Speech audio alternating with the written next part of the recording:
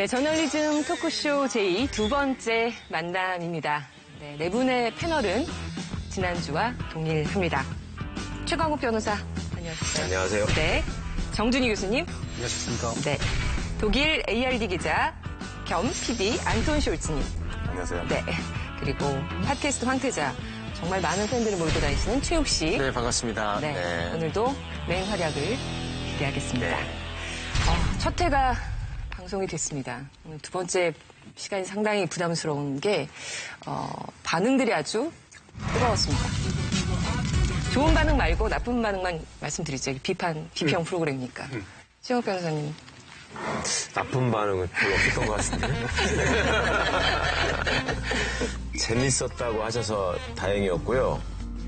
그다음에 제가 상당히 젊게 나와서 기분 나빴다라는 게 나쁜 반응.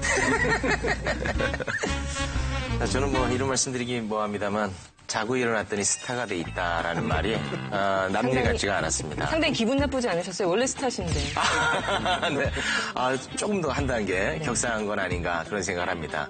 오늘도 그 촌철살인과 막말 사이에서 언론 적폐와 맞서 싸우겠습니다. 멋져. 부담스러우시겠어요? 저 같은 경우에는 사실 이름을 잘 아는 분들이 별로 없더라고요. 그래서 다행히 제 이름은 잘 안 나왔는데 대신 뭐냐면 그 이름을 잘 모르는 누군가가 지나치게 규범적인 얘기만 하는 이런 얘기도 좀 있었고요. 그다음에 너무 독하지까지만은 않지 않느냐. 이걸로 바꿀 수 있겠냐라는 얘기도 있었는데 이 부분은 사실 뭐 앞으로도 우리가 지속적으로 좀 관심을 기울여야 될 부분이 아닌가 싶습니다. 네, 정준희 교수님입니다. 어떠셨어요, 안톤 숄츠는? 대부분 제가 받았던 느낌은 좀 반응이 괜찮은 것 같아요. 그래서 오늘 두 번째 프로그램이잖아요. 그래서 첫 번째 방송 잘 됐나 봐요. 그래서 계속 열심히 해야 될 것 같아요. 댓글 많이 안 읽는 게 더 좋을 것 같아요. 가끔 그냥 열심히 그냥 계속 하는 게 그거 제일 중요하죠. 저한테는 좀 따끔한 지적이 많이 있었습니다. 제가 이제 아나운서고 KBS 직원이기 때문에 그러셨던 것 같습니다. 자사 비판이 안 들어갔다. 이 부분 지적을 제일 많이 해주셨던 것 같아요. 그리고 그 강의원 나왔을 때 이렇게 저희는 열심히 듣느라고 이렇게 바라봤는데 그 모습이 조금은 약간 시니컬했다. 예, 그런 네, 부분이 좀 네. 있어서 좀 주의해달라 뭐 이런 요청도 있었습니다. 그럼 어떻게 해야 돼 그러면? 항상 온화하게 웃어야 돼요? 뭐 사실 그 반대 이야기도 있긴 있었습니다. 너무 부드러웠다라는 얘기도 있었고요. 그거는 견해에 따라 좀 다르긴 한 것 같습니다. 네, 저한테는 또 독해져라라는 표현이 참 많았어요. 제가 제일 못하는 게 독해지는 거거든요. 저는 이 얘기 들으면 다 이것도 이해가 되고 이 얘기 들으면 이 얘기도 이해가 되고 공감 능력이 워낙 뛰어나서 독해질 수 있을지 모르겠지만 하여튼 뭐 정직하게 진심을 다해서 방송을 만들어 가도록 하겠습니다. 우리 넘어가기 전에 팩트 체크 하나 할게요. 네. 최욱 씨가 밖에 다니면서 저널리스트라고 하고 다니면서요. 1회 하고 나서 바로요? 아니, 그 저널리스트가 뭐 가방 끊긴 여러분들의 전유물이 아닙니다. 다 아니에요, 우리는. 다 아닙니까? 여기 정세잖아. 저도 아니에요, 저 아나운서예요. 아무튼 저는 저널리스트로 네. 살아가겠습니다. 네, 봅시다. 네. 혹시 취재원을 밝히실 수 있습니다. 아니, 그거. 이게 문제입니다, 이게. 네.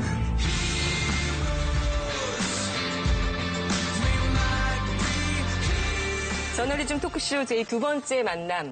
오늘의 주제는 북미 정상회담부터 지방선거, 러시아 월드컵까지 역사적인 이벤트가 많았던 지난 13일 전후로 모든 이슈를 제치고 온라인에서 언급량 40만 건을 넘기면서 최고의 이슈가 된 그런 내용이기 때문에 바로 볼까 합니다. 이재명 경기도지사 당선인의 인터뷰 중단 사태 문제인데요. 먼저 관련 영상 보시죠. 다른 얘기 하시면 안 됩니까? TV 조사에 관심사가 너무 있는 것 같아요.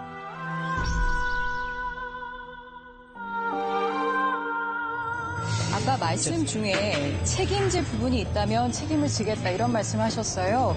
구체적으로 어떤 뜻에서 하신 얘기입니까? 어떤 책임이요?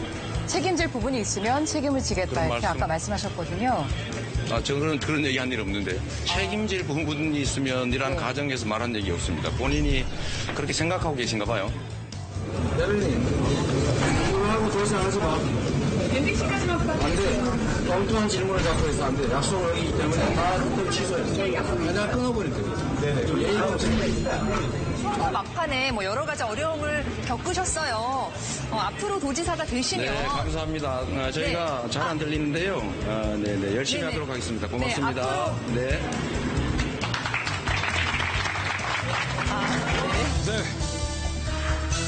영상 보셨는데요. 이 사안에 대해서 이재명 경기도지사 당선인의 대변인, 수석 대변인 김병욱 수석 대변인 자리했습니다. 안녕하십니까? 네, 안녕하세요. 네, 국회의원 김병욱입니다. 네. 어려운 자리신. 지사님이 안 나오시고 어떻게 대변인께서 나오셨어요?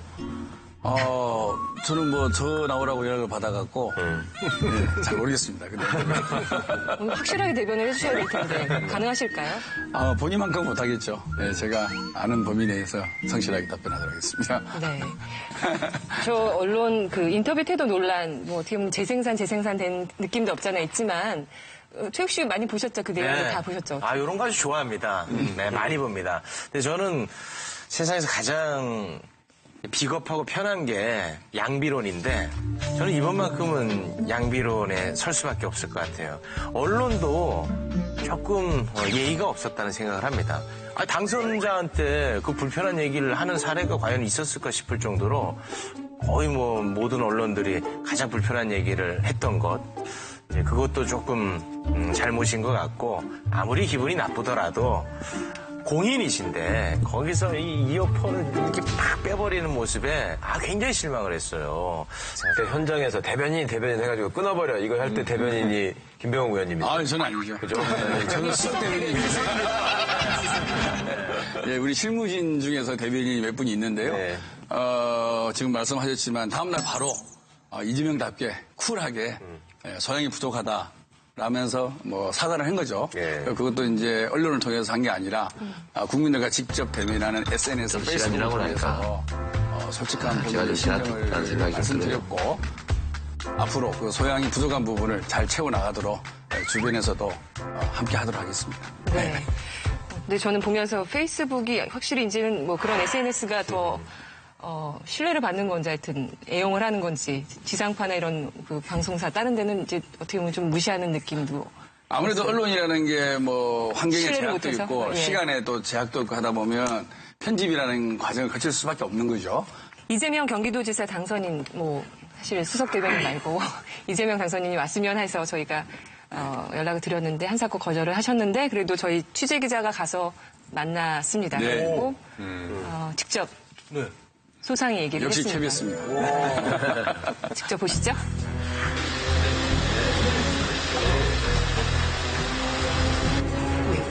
선거가 끝난 날 밤에도 사실 저는 저의 부족함 때문에 그걸 인내하기가 좀 어려웠긴 하지만 그러나 그날 밤에도 역시 미래에 대한 얘기보다는 과거의 근거 없는 이야기에 대한 그런 질문이 주였고 그 이후에도 지금 이 순간에 이 방송 취재조차도 사실은 경기도의 삶을 어떻게 할 건지에 대한 것보다는 이 네거티브한 정말 소모적 주제에 대해서 집중하고 있다는 점에 대해서 저는 매우 실망스럽습니다.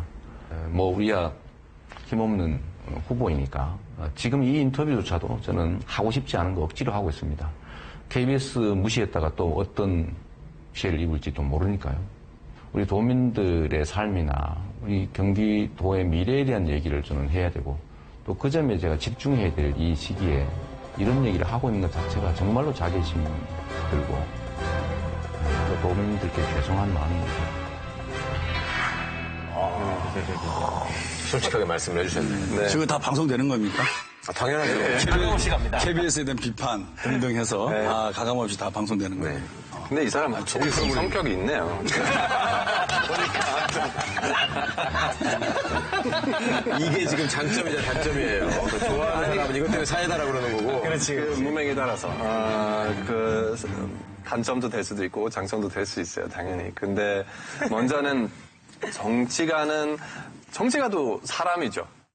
그리고 사실 오늘 이 자리에서는 직접 만약에 나오셨으면 좋은 기회라고 생각해요. 왜냐하면 바로 그 미디어하고 그 사이에는 중요하다고 생각해요.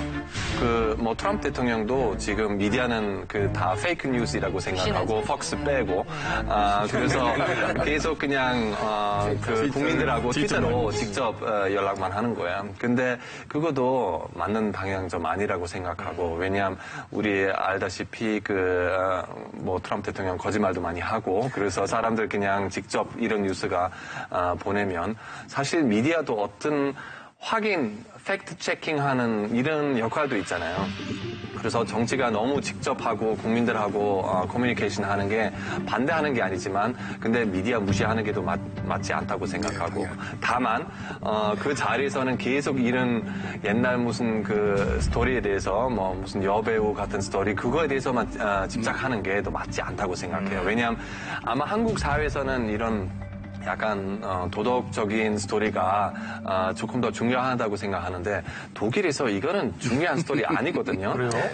이 언론 보도가 물론 도덕성 검증을 하지 말라는 건 아닌데 하더라도 양적 균형, 그다음에 질적인 면에서도 팩트 체크를 철저히 한 후에 뭐 그런 걸 방송을 했었어야 된다고 생각을 하고요. 그다음에 도덕성 검증보다 더 중요한 것은 과연 그 도정을 이끌어갈 적임자냐, 그다음 어떤 정책을 갖고 있느냐, 그 정책을 추진할 만한 구체적인 플랜이 있느냐, 이런 것들을 면밀하게 따져주는 것이 저는 언론의 역할이라고 보는데 이런 정책 검증 관련돼서는 거의 저희가 시민단체라든지 이렇게 자료를 받아보면 거의 방송 분량이 없어요. 전부 다 뭐 극단적으로 표현하면 황색 저널리즘에 입각한 어떤 그런 이렇게 카더라 통신들을 인용해서 방송을 내보내고 그러다 보니까 아마 대부분의 이 방송을 보는 사람들이 이재명 후보와 남경필 후보의 공약이 뭔지를 아마 전혀 모를 거예요. 전혀 모를 거예요. 그런 말씀만 여쭤볼게요. 예. 저는 경기도민이에요. 예, 그리고 예. 평소에 이제 좋아했던 분이고. 예. 뭐 이 시장님은 저를 그냥 N분의 1로 생각하시겠지만 저한테는 그런 사람은 아니었는데 중요한 건 이거예요. 그러니까 이 장면에서 예. 사실은 그간에 지금 늘 말씀하시던 그 네거티브라고 하는 게 예. 솔직히 말해서 저질 정치 공세였다는 말입니다. 예. 새로운 얘기도 아니었고 그러니까 경기도민들의 압도적인 지지를 받아가지고 당선이 된 거예요. 어찌 보면. 그렇죠. 예. 이게 지금 저 상황이 이제 당선자로서 도민들을 상대로 첫 대면을 하는 자리였단 말이죠. 네. 그러면 도민들은 뭘 기대하냐면 이 사람이 우리 도정을 이끌어갈 사람으로서 얼마나 믿음직한 사람이냐를 중점을 두고 보는 거였어요. 근데 제 머릿속에 저 상황에서 탁 스쳐 지나간 게 뭐냐면 과거에 대선 주자였을 때 SBS 대선 주자 검증 토론에 나와가지고 이분이 이런 말씀 하셨어요. 분풀이할 정도로 감정 통제를 못한다면 정치를 하지 말아야 된다. 이런 말씀을 하신 게 이제 회자돼버리는 상황이 되는 거예요. 그러니까 누가 봐도 이게 지금 유권자를 대신해서 물어보는 언론을 상대로 그렇죠. 예의가 없어. 이거는 진짜 해서는 안 될 말이거든요. 그게 앵커 한 사람이 개인 자격으로 물어보는 게 아니라 유권자를 대신해서 물어보는 건데 예의가 없다라고 말씀을 해버리시면 저는 유권자의 한 사람으로서 저 사람 나한테 예의가 없다 지금 이렇게 받아들였거든요. 네, 이 부분은 좀 설명을 해주셔야 될 것 같아요. 그러니까 저희도 이제 기자들하고 인터뷰하면 사전에 어떤 내용의 인터뷰를 할 것인지를 물어보고 저희가 준비도 하고 그렇게 하지 않습니까? 근데 그게 녹화인 경우는 돌발 질문이 나와도 서로가 양해를 하고 막 해요. 근데 라이브 생방송일 때는 특히 한 방송이 아니라 여러 방송이 쭉 예정되어 있었는데 계속적으로 이렇게 돌발 질문이 나오면 후보 입장에서는, 당선인 입장에서는 예민할 수 있다고 생각합니다. 왜냐하면 이 이슈가 6, 7년 동안은 계속 성남시장 선거 2번, 대통령 경선 1번, 그리고 이번에 또 지방선거잖아요. 6, 7년 동안 계속 반복되는 이슈에 반복되는 질문에 반복되는 답변이에요. 대신 라이브 정해진 질문에만 답을 하겠다. 이건 말이 안 되는 거예요. 예를 들어서 예전에 박근혜 씨가 정치할 때 손석희 앵커가 뭘 물어보니까 지금 나하고 싸우자는 겁니까? 이렇게 얘기한 게 두고두고 그 사람한테 발목을 잡지 않습니까? 아니, 같은 질문을 네. 6, 7년 동안 계속 받다 보니까 그건 뭔가 마무리 안 그래서. 된 부분이 있기 때문도 아닐까라는 생각을 해요. 2005년에 영국 총선, 제가 영국에서 직접 본 사건인데요. BBC하고 조지 갤러웨이라고 하는 의원이 바로 당선자가 똑같은 상황에서 이렇게 질문을 하고 당선 소감을 묻는 상황이었는데 이 제레미 팩스만이라는 사람이 되게 날카로운 질문을 한 가지를 던졌는데 기분이 나빠했어요. 3번이나 똑같은 질문을 던졌습니다. 근데 이 사람이 어떠냐면 이거를 다른 방식으로 유도해요. 당신이 선택한 의제는 잘못된 의제고 자신의 선거구민들을 존중하는 그런 질문들이 나와야 된다 하면서 이라크 전쟁의 문제, 블레어 정부의 문제들을 이끌어 나갑니다. 근데 그 다음날 보도를 보면 그 제레미 팍실만이라는 사람에 대한 신뢰가 굉장히 높은 편임에도 불구하고 그날만큼은 갤러웨이가 잘한 거다. 이런 식의 얘기들이 있었다는 거죠. 예. 저는 이거는 굉장히 정치인으로서의 중요한 책략일 뿐만 아니라 단지 태도일 뿐만이 아니라 중요한 책략이라고 생각을 합니다. 그래서 이런 약간 이 미디어하고 정치 아니면 그 관계는 중요하잖아요. 어느 정도. 그래서 그 미리미리 질문 보내는 게 좀 사실 좀 말이 안 된다고 생각해요. 오히려 라이브이라면 그 자리에서 직접 물어보고 바로 솔직하게 대답하는 게 그거는 맞다고 생각하고 어떤 한 테마에 대해서만 집착하는 게 또 맞지 않다고 생각하는데 근데 정치가이니까 그리고 뭐 한 2주 전부터 정치가 아니잖아요. 이 사람 오래된 정치가인데요. 당연히 이 질문 나올 수밖에 없는 줄 알았어요. 그래서 그렇게 갑자기 뭐 약속 안 지켰다고 뭐 말하는 게 조금 이상하다고 생각하고 그리고 아까는 그 우리 봤던 인터뷰 KBS 이 인터뷰도 하기 싫었다. 오늘 억지로 나왔어요. 뭐 약간 이런 말 들어보면 이거는 정말 사과 아닌 것 같다고 생각해요. 네. 근데 KBS에는 사실은 당선자 입장에서도 할 말은 있을 거예요. 그런데 뭐 아까도 말씀드렸지만 다음날 바로 그냥 쿨하게 제 소양 부족입니다. 앞으로 잘하겠습니다.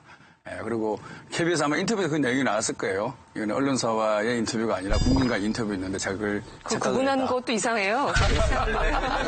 순간 이제 기자분한테 그런 말씀을 하신 거에 대해서 사과를 하신 거죠. 네. 제가 이제 함부로 사실은 이런 자리에서 전 단정을 잘 안 하는 스타일이긴 합니다만 확고하게 잘못한 건 KBS가 그 선거 전날 김부선 씨를 단독으로 인터뷰하는 방식은 잘못된 방식이에요. 그렇죠. 그리고 선거에 영향을 미칠 수 있습니다. 그리고 이건 보도할 만한 사안이 아니에요. 그 김부선 씨와의 인터뷰가 아마 10일 날 저녁 뉴스에 나왔고 다음날 아침에 뉴스 계속 나왔는데요. KBS는 민주당 이재명 경기지사 후보의 이른바 여배우 스캔들 의혹과 관련해 당사자인 배우 김부선 씨와 직접 만났습니다. 저희 집에서 태우러 와가지고 이동하면서 바닷가 가서 사진 찍고 이게 거짓이면 저는 천벌받을 거고 제가 살아있는 제가 증인이에요. 김 씨의 발언 내용에 대한 KBS 질의에 이 후보 측은 별도의 입장을 내지는 않겠다고 밝혀왔습니다. 사실 그 부분은 정말로 우리 입장에서는 많은 아쉬움이 있는 거죠. 왜냐하면 김부선 씨의 인터뷰가 새로운 팩트, 새로운 내용이 전혀 없이 옛날에 했던 것을 그 김부선의 입으로 영상으로 나온 거에 불과하거든요. 근데 그런 것들을 선거 하루 이틀 앞두고 이렇게 계속 본방송하고 다음날 또 재방까지 해서 어떻게 보면 특정 후보를 당선 또는 특정 후보를 낙선시킬 의도까지 있지 않느냐 하는 정도의 과잉 보도, 네거티브 보도였다는 것은 분명히 좀 지적을 하고 싶고. 네, 이재명 경기도지사 당선인이 이번에 취재진 갔을 때 좀 허심탄회하게 좀 하기 싫었다라는 표현도 있었지만 꽤 길게 얘기를 했습니다. 편집될 거라고 생각했을 수도 있습니다. 나머지 내용 좀 보시죠. 대한민국 최대 공영방송인 KBS가 정치적으로 매우 예민한 주제에 대해서 객관적인 다 드러나 있는 팩트에 대해서 단 한 개의 체크도 하지 않고 일방적 주장을 9시 뉴스에 그리고 다음날 4번씩이나 반복 방송한 것에 대해서 전 도저히 이해할 수가 없습니다. 연예가 중계처럼 일방적 주장을 여과 없이 그것도 반복적으로 선거 하루 이틀 전에 집중적으로 한 것은 저는 언론의 중립성을 훼손한 것뿐만 아니라 저는 선거법 위반행위라고 생각합니다. 선거법 위반인가요? 어떤 법적으로? 선거법 위반은 특정인을 당선시킬 목적, 낙선시킬 목적으로 행위를 하는 것을 포괄적으로 선거법 위반으로 규정을 하죠. 공직선거법에. 그 보도가 그런 목적을 가지고 했다 그러면 충분히 위반의 소진이 있다고 생각합니다. KBS 9시 뉴스가 당사자의 입을 통해서 우리가 출연시켜서 말을 듣는다. 요거 외에는 사실상 보도 가치가 없는 보도를 한 거는 맞습니다. 근데 그거를 가지고 또 선거법 위반이다. 나를 떨어뜨리기 위해서 그랬다. 그거는 또 좀 지나치게 민감한 반응이신 것 같고요. 언론 윤리상의 문제인 것이 저는 이건 법의 위반까지는 아닌 것 같습니다. 엄격하게 해석을 하자면 그렇다는 말씀입니다. 사생활로 인해서 이제 생긴 문제들. 근데 이 여배우 스캔들이 사생활 문제가 핵심은 아닙니다. 이게 그 거짓말을 하느냐 그렇지 않느냐의 문제거든요, 사실. 그렇기 때문에 이게 아주 뭐 가볍게 다뤄질 만한 사안은 저는 아니라고 생각하는데 이번에 KBS 인터뷰를 보니까 진짜 그 어떤 증거도 아무것도 없더라고요. 내용이 너무 없어요. 네, 그런 점에서는 저도 대단히 실망스러웠어요. 그러니까 물증으로 가면 그럴 수 있을 것 같은데 네. 또 한편으로 또 보면 그거밖에 없으니까 그럼 내지 말았어야죠. 인터뷰를. 그렇죠. 네. 그러니까 이게 만약에 선거 딱 끝나고 이렇게 두 분을 이렇게 인터뷰한 거를 냈으면 제일 그럼 좋았던 괜찮죠. 거죠. 네. 그리고 선거 너무 임박해서 하루 이틀 전에 또 재판까지 4번씩이나 한다는 것은 정말로 언론에 선거에 아마 영향이 없을 그러니까 거라고 영향이 없었던 거예요. 내용이 너무 없으니까. 내용이 없으니까. 그렇죠. 오늘 우리 KBS 비판하는 프로그램 아닌가요? 네네. 시원하게 비판해 주셨어요. 입장이 다 있는 거니까. 네. 그런데 아니 저희가 사실은 그런 뭐 이건 웃자고 하는 얘기고요. 저희도 그날 뭐 한 4시인가 5시에 그런 얘기가 나돌았죠. KBS의 김무성 인터뷰가 나간다. 그래서 그래요? 전부 대부분의 사람들이 아마 새로운 게 뭐가 있는가 보다라고 생각을 했었어요. 되게 긴장하셨겠네요. 근데 막상 보니까 아무것도 없는 거죠. 그래서 KBS가 이걸 왜 내보냈을까라는 생각을 주변 사람들이 많이 했습니다. 네, 말씀하셔가지고 제가 이거 좀 얹어서 제가 KBS를 대변할 수 있는 사람은 아닙니다만 그런 소문이 사실 돌았거든요. 근데 사실 소문이 돌았는데 인터뷰를 방송하지 않는 것 그것은 뭔가 좀 외압처럼 비춰져서 그럴 수도 있죠. 냈지 않았을까 하는 생각도 저는 한번 해봤습니다. 근데 저는 이게 일반적인 방법이라고 절대로 생각하진 않아요. 네. 특히 저널리즘적인 측면에서는 특히나 선거하고 관련된 그런 측면에서는 당사자를 직접 부르거나 또는 인터뷰하는 방식으로 진행하는 것은 일단은 일반적으로 용인될 수 있는 방법은 아니라고 생각합니다. 근데 의원님 그때 저기 이 당선 인터뷰하는 현장에 함께 계셨어요? 예, 저는 조금 늦게 갔는데 뒤에서 보고 저 있었습니다. 이렇게 빼는 방면을 보셨겠네요. 예, 뒤에서 그때 순간적으로 무슨 생각이 드시던가요? 잘했다 싶었어요? 아니면 아이고 저거 하면 안 되는데 했어요? 저도 말렸어요. 아차. 예, 특정 방송 얘기 되나요? 네네. 예, SBS 끝나고 방송 안 한다고 했잖아요. 인터뷰 네. 안 한다고 해서 제가 MBC까지 하셔야 된다고. 옆에 부추기셨군요. 부추긴 게 아니라 국민과 인터뷰를 해야 되는 거니까 하라고 했죠. 그래서 하다가 또 뺀 거죠. 근데 결과론적으로 사실 MBC에서 그 사건이 촉발됐는데 MBC는 약간 억울한 측면이 있습니다. 네. 그 얘기를 하려고 한 게 아니고 그런 해서 다른 이야기로 넘어가려고 한 것 같은데 이거는 맞습니다. 좀 맞습니다. 상당히 억울해요. MBC한테 사과하세요. 아 진짜 KBS에서 MBC 사과하세요. 제가 해도 효과가 있나요? 있어요. 제가 MBC 관계자니까 실제로 선거 기간 때 언론을 대하시는 방식하고 당선 직후에 언론을 대하시는 방식이 솔직히 말하면 달라 보였어요. 그러니까 그건 뭐 입증할 문제는 아니지만 그러니까 아마 대중들의 시각에서 상당히 그랬을 테고 불행히도 정치인한테는 사실 그런 건 굉장히 안 좋은 소재입니다. 독일에서도 뭐 그런 일이 생기면 만약에 바로 선거 전날이나 뭐 아주 가까운 날짜는 이런 인터뷰 보여주고 이런 스토리 꼭 하고 싶다면 그럼 2명 같이 똑같은 테이블에서 만나야 되고 양쪽 스토리 좀 들어가야 되잖아요. 그거는 어느 정도 fair이라고 생각할 수 있는데요. 근데 한쪽만 스토리 들어보고 팩트 체킹도 제대로 안 한다면 이거는 정말 조금 좋은 저널리즘 아니라고 말할 수밖에 없어요.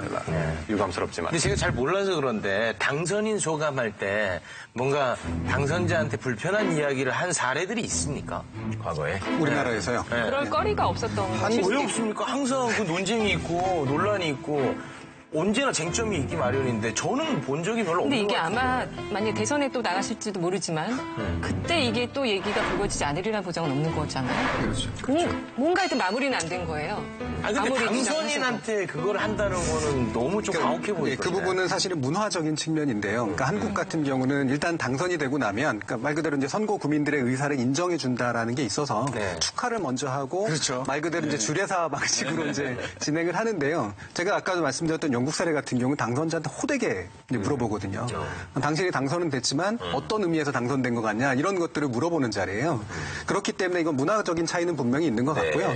저는 우리나라 문화도 정치인의 어떤 책임성을 위해서는 당선 자리가 단지 축하만 하는 자리가 아니라 축하와 동시에 앞으로 지고 갈 짐에 대해서 이야기하는 이제 그런 자리도 좀 돼야 된다고 생각합니다. 사실은 저 질문은 이재명 지사에 대한 기대가 수반돼 있었기 때문에 계속 나오는 질문이라고 저는 생각해요. 왜냐하면 이분이 경기도지사로 자신의 정치 인생을 마감하겠다라고 아무도 생각하지 않거든요.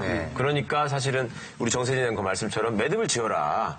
이것 때문에 한 번 더 물어봤던 것 같은데 일단 이것이 앞으로 이분의 정치 역정에서 두고두고 부담이 될 것 같아서 안타까운 마음이 듭니다. 그러니까 조금만 자제하고 조금만 더 말하자면 고수의 풍모를 보여줬으면 이번 기회를 통해서 어찌 보면 이게 다 뜰 수 있었는데 그리고 최욱 씨 지적하신 것처럼 당선자를 대놓고 저렇게 예를 들어서 이명박 씨가 대통령 됐을 때 BBK는 지금도 당신 아닙니까? 이렇게 물어보는 사람이 아무도 없었잖아요. 그리고 언론들이 그때는 무서워서 못 물어보고 봐놓고 여기는 지금 이재명 씨한테는 솔직히 말해서 그런 거 인정하십니까? 그랬을 수 있어요, 충분히. 유독 이재명 당선자한테 그런 경향이 없지는 않은 것 같아요.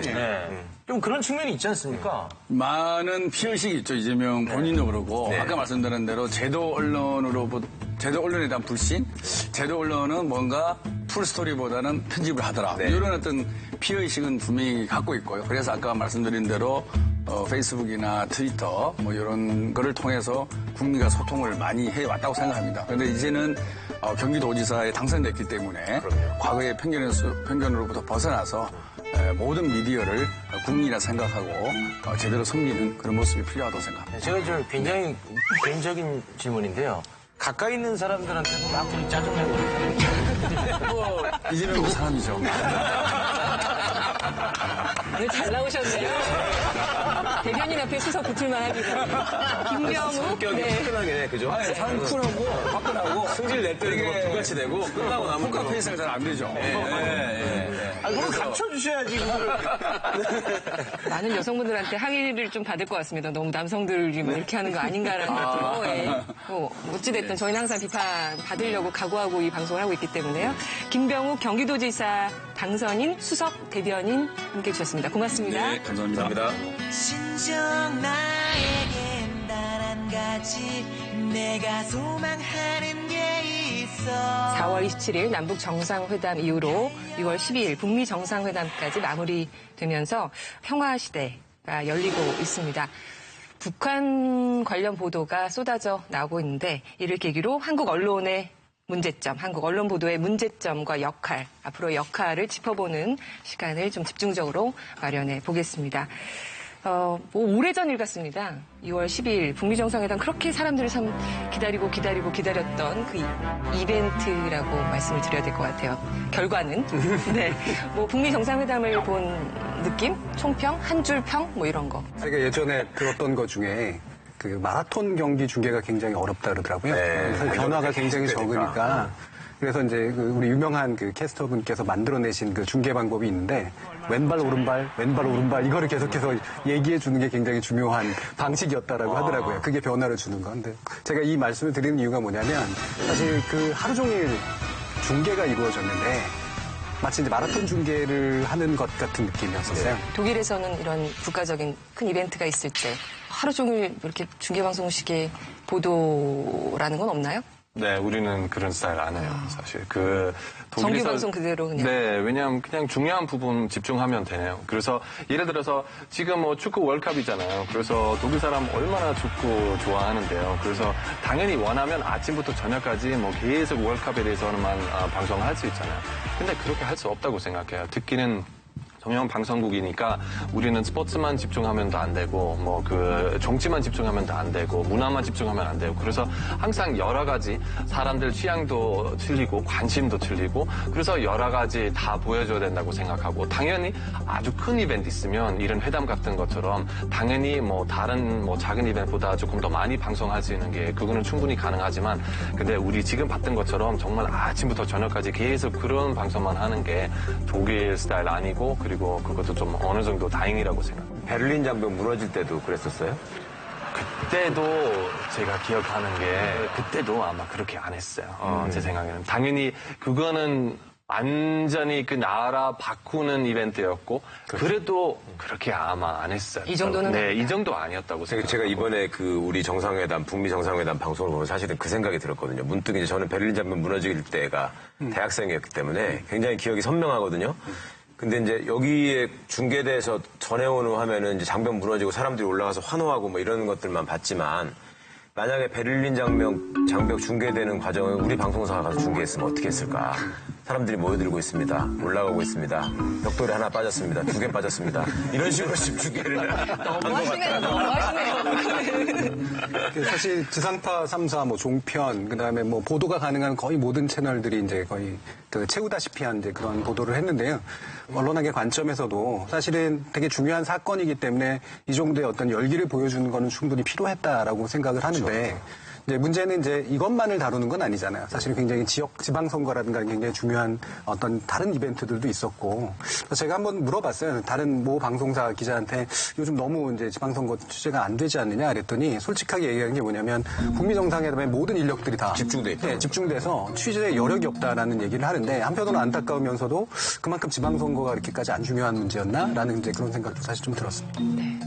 싱가포르 정부에 등록한 국내 외신 취재 기자가 한 3천여 명 정도였다고 해요. 그랬었고요. 그중에 뭐 한국, 일본, 미국 기자들이 가장 많았다고 하고 일본 기자들도 상당했다고 얘기를 들었습니다. 취재 경쟁이 과열되면서 초기부터 좀 무리한 취재가 도마 위에 올랐었는데요. 저희 KBS의 사고도 있었습니다.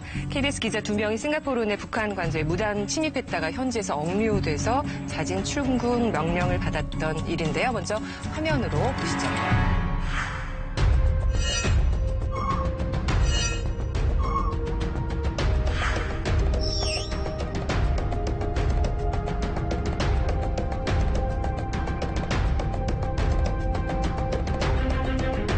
KBS는 현지 경찰과 사법당국의 판단을 존중하며 북미 정상회담을 앞둔 민감한 상황에서 의혹이 앞서 취재 과정에 신중을 기하지 못한 데 대해 국민 여러분께 사과드립니다. 자세한 내용을 좀 오늘 저널리즘 토크쇼 제2에서 들어보려고 이분을 모셨습니다. KBS 싱가포르 현지 취재를 총괄한 국제주간 임장원 기자 나와주셨습니다. 네, 안녕하십니까. 네, 안녕하세요. 안녕하세요. 저는 인사하지 않겠습니다. 네, 화가 많이 나 있어요, 제가. 같은 KBS라고 봐드리지 않습니다. 지금 네티즌 분들 엄청 화나 있는 거 알고 계시죠? 네, 익히 알고 있습니다. 네, 솔직하게 말씀드리고 깊이 사과드리기 위해서 이 자리에 나왔습니다. 자, 이제 오랜만에 화면 바깥에서 뵙게 돼서 되게 반가운데 저는 개인적으로 이 사건이 인상 깊었던 것이 사건이 발생하자마자 KBS에서 이제 바로 이례적으로 사과를 하셨단 말이에요. 그런데 대충 이제 뭐 때문에 그랬다라는 정도만 알려져 있지 세세한 내막을 모르니까 우선 좀 무슨 일이 있었는지 좀 솔직하게 먼저 알려주시면 좋겠어요. 북한 대사 관저, 대사관 관원들이 모이는 숙소죠. 마침 북한에서 온 사전 준비단 일행도 모 호텔에 묵으면서 이제 대사 관저에서 앞으로의 준비 상황을 체크를 한다더라 하는 이제 이런 얘기를 들은 거예요. 그래서 이제 대사 관저를 찾아간 겁니다. 대사 관저를 찾아갔는데 대사 관저 외부에 이제 경비가 없었고 초인종을 눌렀는데 아무 반응이 없습니다. 보통 대사 관저는 경비가 있어야 하는데 경비도 없었고요. 그래서 문을 보니까 문이 열려 있거든요. 흔들거든요. 그래서 문을 열고 들어갔습니다. 그게 이제 큰 정문이고요, 대사 관저에. 그 안에서 한 5m쯤 들어가면 현관문이 또 있었고 합니다. 그래서 이제 현관문을 열고 안으로 들어가서 KBS에서 왔습니다.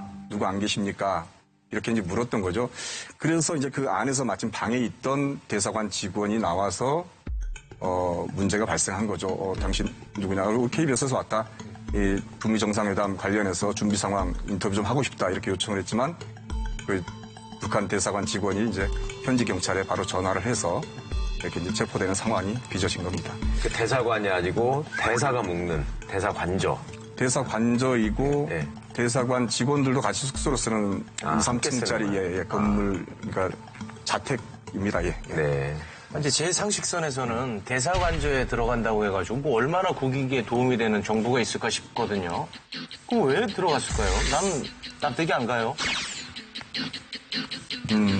이게 참 북한처럼 이제 폐쇄적이고 정보가 어떤 저희로 말하면 국정원이라든가 이렇게 극히 통일부라든가 제한된 공식적인 채널 외에는 정보가 나오지 않는 곳에서는 기자들은 정보에 더 목마르게 마련이고요. 어떤 단순한 취재 욕심, 특종 욕심이라기보다도 이런 시도를 끊임없이 해야 되는 게 기자 입장에서는 보면은 본능이기도 하고 그게 바람직하다고 하기는 그렇지만은 자연스러운 방식이었던 거죠. 솔직히 말해서 기자가 취재 욕심이라는 건 그 본능이라는 거에 동의하는데 방송 기자는 특성상 내용이 별로 없더라도 이게 그림, 장면 이거를 따내기 위해서 그냥 무리하게 들어간 측면은 진짜 없는 거예요. 그거라도 할 수 있었으면 남들은 내보내지 못하는 화면을 우리는 했다. 이거라도 성과로 쳐주잖아요.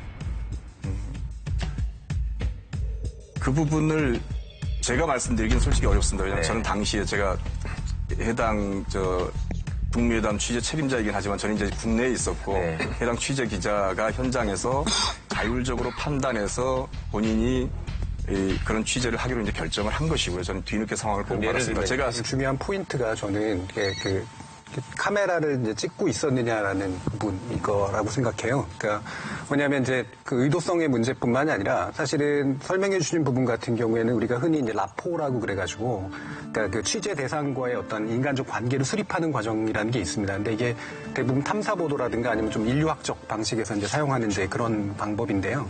사실은 현재는 이게 라포를 형성할 만한 그런 이벤트는 아니었다라고 생각을 해요. 그리고 사실은 라포를 형성하려면 보통 뭘 사용하냐면은 카메라라든가 이런 그러니까 상대가 거부감을 느낄 만한 어떤 것들을 아닌 채 신뢰가 말 그대로 신뢰를 구축하는 이제 그런 단계를 겪는단 말이죠. 근데 지금 말씀해 주신 내용만으로 보면 그 취재의 의지라든가 열정이라든가 이런 것들은 충분히 이해가 가나 그 방식이 과연 실제로 이게 제대로 된 취재를 하기 위한 단계로서의 방식이었냐라는 건 좀 약간 의문스러운 부분이 있습니다.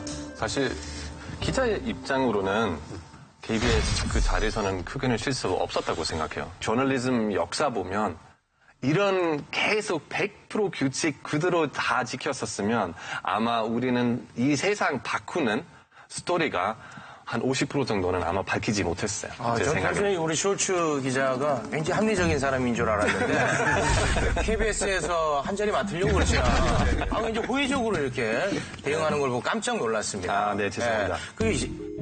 지금 굉장히 엄중한 상황 아닙니까? 살얼음 걷고 있는데 그 KBS 기자 때문에 이게 다 틀어지면 어떡하려고 거기 들어가고 그렇습니까? 저만 그렇게 생각하는 게 아니에요. 지금 네티즌들이 얼마나 분노에 차 있는지 압니까?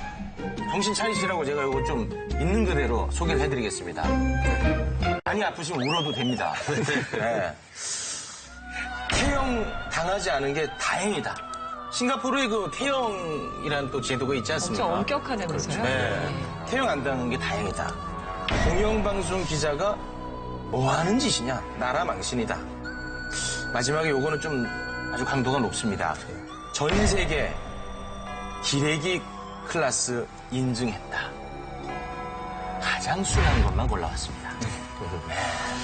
근데 그런 걱정도 있는 것 같아요. 싱가포르이 아까 태형도 언급하셨지만 언론 자유 지수가 되게 낮은 나라인 거는 이제 국민들도 알고, 근데 이제 법규가 되게 엄격한 데라는 걸 아니까 적어도 우리를 대표하는 간판 공영방송사가 갔으면 그 정도는 먼저 체크하고 신중하게 갔어야 되는 거 아니냐. 그런데 거기서 이제 그 중요한 시기에 우리 대표 방송사가 쫓겨나는 결과로 결국 이어지니까 그러면 이거는 진짜 우리 국민들 입장에서 볼 때 사전 작업도 안 해보고 그냥 무턱대고 간 거밖에 안 된다.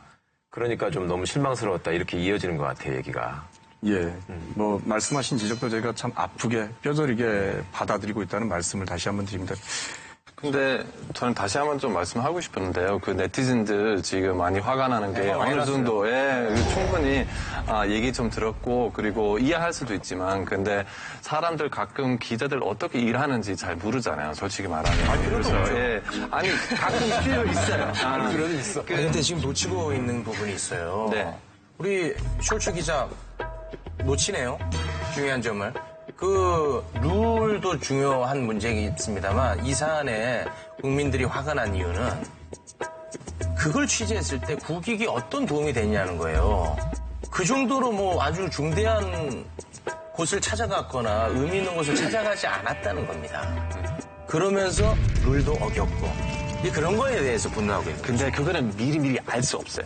옛날에 그 JTBC 그 기자가 어디 달아가서 갑자기 그 노트패드, 아이패드나 뭐가 찾았을 때 이건 미리미리 알았어요. 거기 들어갔을 때 이런 아이패드 찾아낸 게 그 최순신 그 모든 스토리가 이렇게 밝혔잖아요. 사실 그래서 가끔 어떤 스토리 만들려고 하면 리스크는 할 수밖에 없어요. 먼저는 들어가서 어떤 상태인지 보고 뭐가 어떤 스토리 있으면 찾아가야 돼요. 그래서 혹시 KBS 스카우트 아니요, 절대 그러지 않아요. 저는 아니 임정훈 기자가 이제 좀 웃으시네요. 잠깐 미소를 아니, 최욱 씨가 얘기하신 것처럼 실제로 이런 사건이 나왔을 때 대중들의 반응을 다 신경 쓸 필요는 없지만 예전에 이제 중국에서 취재할 때 비슷한 사건들에 대해서 나왔던 반응이나 이 사건은 공통적으로 나오는 반응들은 사실은 신뢰를 못 하고 있기 때문에 일단 욕하고 보는 상황들이 나오는 거예요. 그럼 이제 지금까지의 경우들은 어떠냐면 사실 아마 한 10년 전이나 20년 전쯤 이런 일이 났더라면 어떤 면에서 민족주의적인 반응이 나왔을 수도 있습니다. 그러니까 예를 들면 아니 싱가포르가 말해 우리 기자를 왜 이렇게 했지? 라든가 이럴 수가 있다는 거예요. 이게 이제 대중들의 정서라고 하는 게 반드시 합리적인 건 아니긴 하나 현재와 같은 조건에서 이와 같은 일이 벌어질 때마다 기자 편을 들어주는 대중들이 없다라고 하는 것은 우리가 한번 다시금 우리 모여야 하는가에 대한 생각을 좀 해볼 필요가 있는 네, 그런 측면이 있는 것 같아요. 제가 하고 싶었던 얘기가 정확하게 여기서 나왔네요. 이제야 두 분 다 수긍을 하시네요. 게임 끝. 정준희 교수님이 말씀하신 것처럼 결국은 신뢰의 문제였던 것 같습니다. 기존의 어떤 시청자, 국민이 KBS 언론을 신뢰했다면 어떤 면은 넘어갈 수 있는 부분이었을 텐데 그렇지 못했다는 게 가장 핵심이 아닐까라는 생각이 들고요. 오늘 소상히 말씀을 드렸습니다만 판단은 또 시청자 여러분이 해주시리라 생각이 됩니다. KBS 임장원 국제주간 임장원 기자 함께해 주셨습니다. 고맙습니다. 고맙습니다.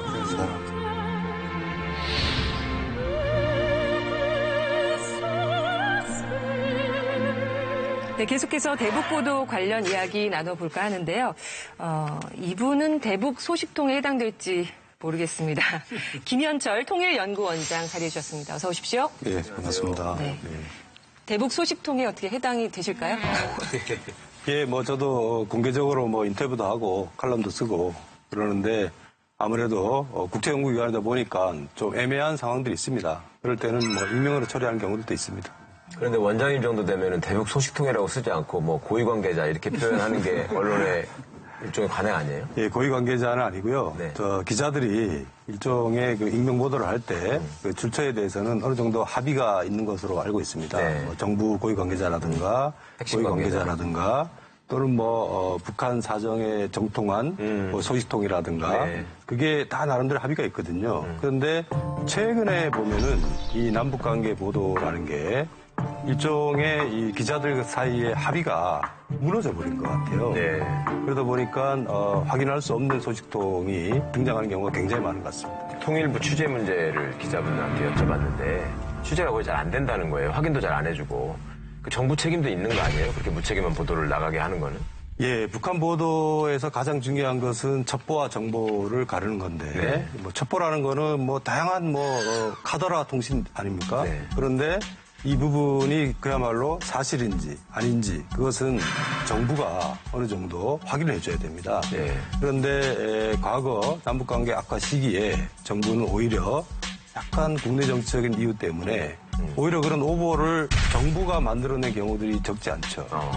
원장님은 과거에 통일부에서도 근무를 하셨고 이 남북회담 과정에서 많이 참여하셨으니까 여쭤보고 싶은 게 있는데 북측 기자들이 남측 기자나 우리 정부 당국자들을 만나면 그렇게 무책임한 보도를 너무 남발하는 거에 대해서 항의하거나 그러진 않나요? 아무래도 북한은 언론이 없기 때문에 네. 우리 언론 상황에 대해서 정확한 이해를 잘 못하죠. 네. 그런데 과거에 보면은 최근에도 마찬가지입니다. 우리 언론 보도를 이유로 해서 남북 장관급 회담을 밀어버리거나 현송월 단장이 저번에 왔을 때도 현송월 단장에 대한 여러 가지 보도를 이유로 해서 그냥 사전에 점검 이런 거를 그냥 취소해버리는 네. 상황이 많이 발생을 하죠. 회담을 할 때도 북한이 우리 보도에 대해서 정부의 사과를 요구하거나 이런 경우들이 있는데요.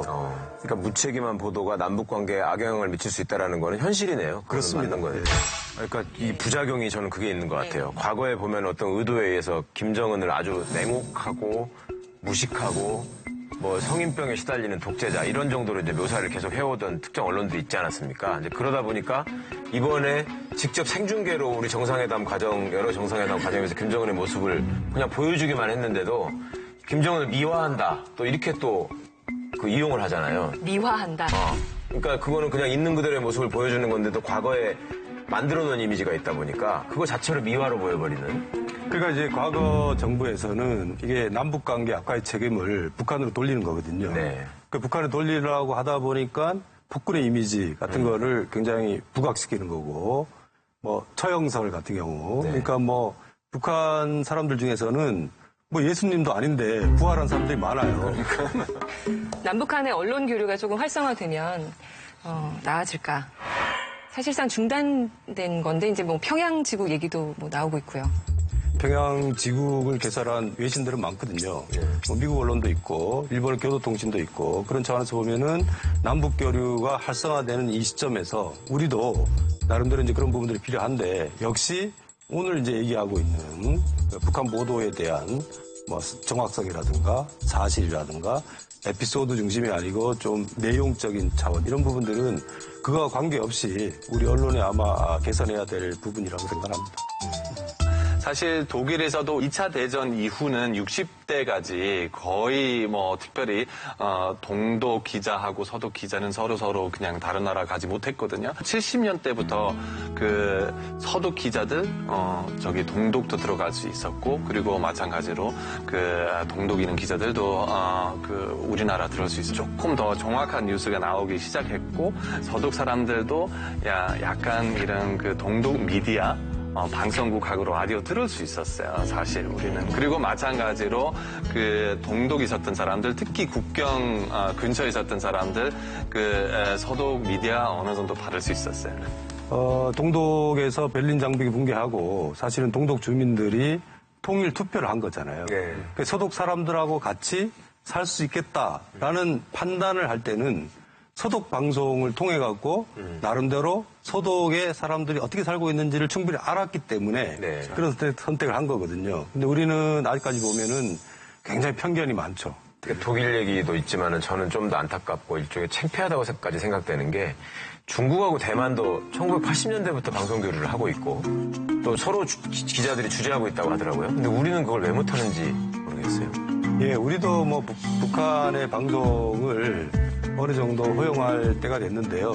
사실은 뭐 저는 좀 걱정이 북한 방송이 재미가 없거든요.